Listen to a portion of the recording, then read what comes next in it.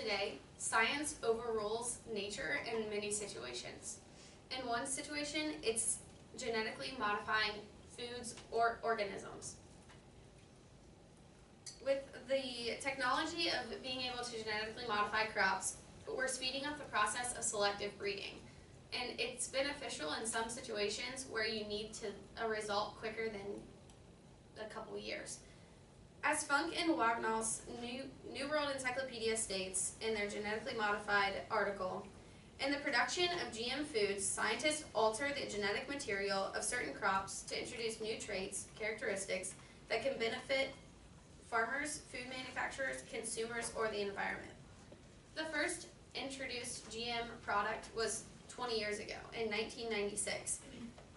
And this, for the time span of when it was introduced, it gives less likelihood that we know what it truly does. No studies have proven that GMs are truly safe for consumption. And with the inability to deem them safe, their availability to the public has increased many controversies. With consumption being decreased in the public, with further knowledge of how they can affect you, would be beneficial to the reduction of side effects.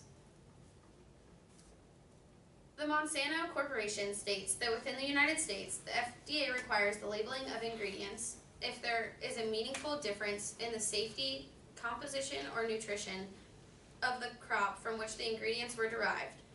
The FDA would require additional information be added to the label, and this is not the case for GM ingredients. GM ingredients don't require any specific labeling, and they're given to you without your knowledge in many cases.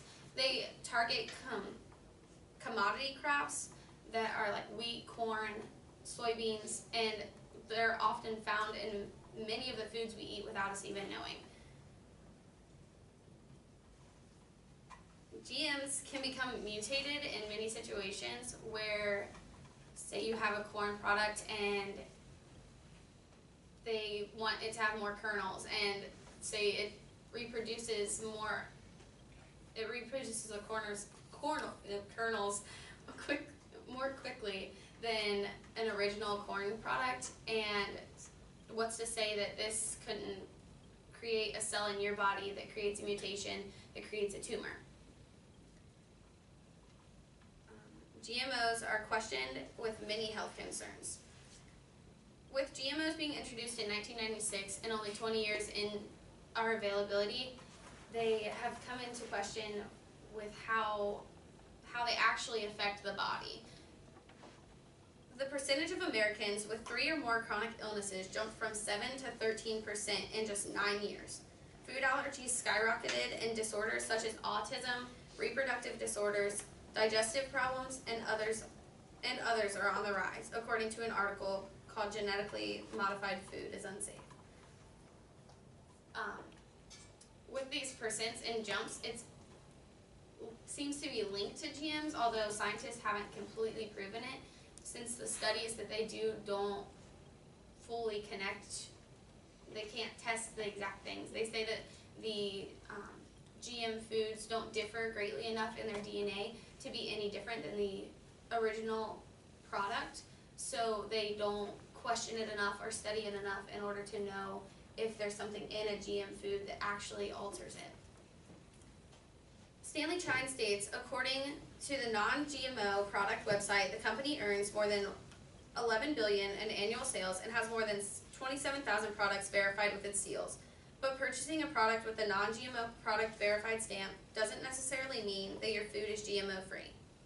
Like I said before, with the commodity crops, they are in pretty much everything we eat, and if they're genetically altered, it doesn't necessarily mean that their genetics don't follow through in a product that you eat, say like a Rice Krispie treat. It has corn and Rice Krispies and different things in it that you eat and you don't know what else is in it. Canadian studies have linked the GM toxins in the blood of mothers and their fetuses in different, and Ajahn Wally states, the authors gluten-related GMO or GM foods to 5 conditions that may trigger or exacerbate gluten-related disorders, including the autoimmune disorders, celiac disease, intestinal permeability, imbalanced gut bacteria, immune activation, and allergic response, impaired digestion, and damage to the intestinal wall. So all of these different studies have shown, like different studies, which they're not held in the United States, they're held in other countries. They've shown that how it can impact different parts of your body. I'll have to stop you there. All right, good job.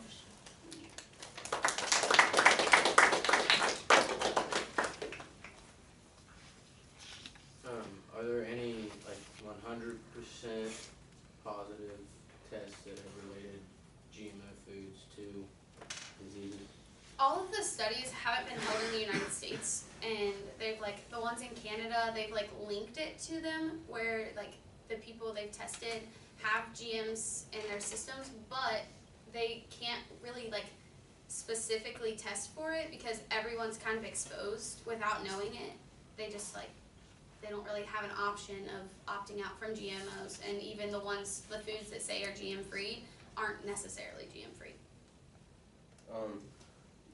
Are those just like big farms that do it, or do local farmers like Stank do it and stuff? Depending on where you buy your like seed from, like if you buy from Monsanto or any other different companies that run through it, it depends on the crop that you buy. Like you choose the seed that you want to use, and you can like tell how altered it is if like through the sale. Do you know like what percentage of our food are GMOs and like what percentage are like 100%? I don't actually know that.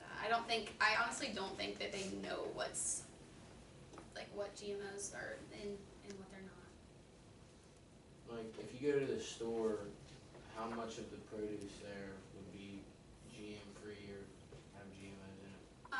Many, like some of them claim to be GMO free and like non-GMO, and you see the label on a lot of things that says non-GMO. I don't know the exact percentage on that, but I know there's like a split between the two. Okay, we're gonna have to move on. Thank you.